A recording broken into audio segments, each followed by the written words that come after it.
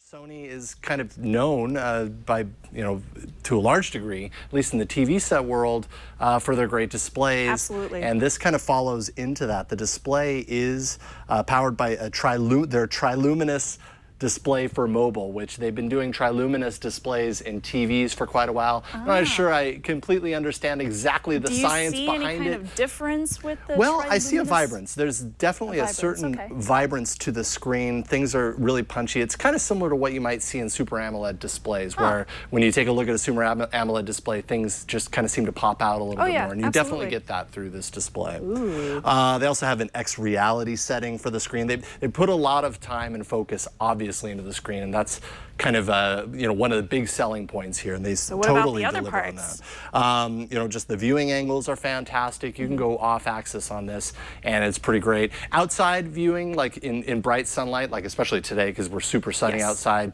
it's pretty good if you ramp it all the way up, but of course that comes at the cost of battery, so keep that in mind. But yeah, I mean, the screen's fantastic. My only complaint really is, and I don't know if this is the screen technology or what it is, but touch responsiveness. There were a lot of times where if I tap at what I'm used to tapping on my phone, or the pressure that I tap on my tablets at home, sometimes it just wouldn't register the tap. And I'm not sure if it's me or if it's the tablet, but it happened regularly throughout the course of the week. Haven't seen any other reviewers really point that out. So it could be just me. And of course, now that I'm trying to replicate it, I can't. So of course, maybe it's not a big deal. The big selling point here, I reviewed the Z1 tablet last year, and again, it's very similar in the sense that it's super thin and light. I mean, this thing is ridiculously thin and light. 6.4 millimeters thick. That's 0.5 millimeters thinner than the Z1. And the Z1 was pretty darn thin as well. Here you go. Wow. I was expecting it to be heavier, but it's just it's almost like a stack of paper. Throw it like a frisbee. It's almost like you're carrying around a tiny little, stack. It weighs less than paper. my couponing binder. There you go. See, and that's pretty light. Yeah, it's very light.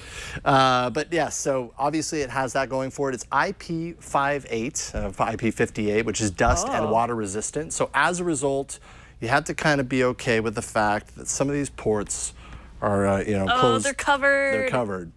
Which isn't my favorite thing in the world. Having said that, I don't mind it, but I have nails. Right, okay, so nails definitely help, and they have a little bit of a notch in there so you can get under it. It kind of sucks when you want to plug something in really quick and you can't because the port cover's on it. But that's your trade-off, right? That's what makes it water resistant. We'll dunk it here in a second when I'm done talking about it. But so I like the design. They moved the speakers to the front. Oh, actually, I have it upside down here. They moved the speakers down here to the front, these tiny little notches. On the previous model, you'd cover the speaker with your palm. Now it kind of faces forward, which is a little bit better. Good. Let's see here. IR blaster on the top, so you can work it. I mean, you can pretty much work this with almost anything that has a remote. It can learn if it isn't stored in their own database, and I'm telling you, there's a ton. Like, just pulling up our Samsung TVs has like 75 different remote configurations stored in there. So finding the right one was difficult. Right. But even if you couldn't, you could learn your own, and it makes a good kind of living room companion for that regard.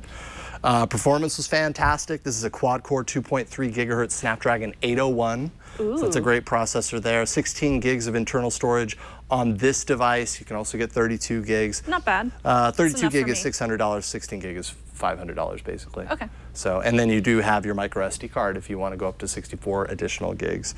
I think where it kind of falls apart for me a little bit is the camera, and I don't hold it too much against it because tablets and cameras, when has I'm a kind of tablet ever had a good camera? Yeah, you kind of get used to that. We're beaten down at this point. Pretty much. From tablet cameras. But if you want to show just a couple of the samples there, Brian, it's an 8.1 megapixel rear-facing camera and 2.2 megapixel front-facing camera. So I got some good pictures in good light. That was low light, and I thought that was reasonable. It was okay considering.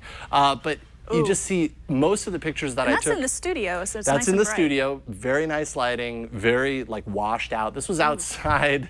Not very. It almost good. looks like somebody had smudged. The and I checked. I made sure. It has some software features like background blurring. Here you can see it didn't take so well. On the next one, It actually worked pretty well. I had to be super close to that object with the tablet in order to do it. It was almost more trouble than it was worth. You know, other things like mirror effect, which as you can see, it didn't focus very well. Panorama, this didn't actually turn around on the TriCaster. That's okay, it's scaling it.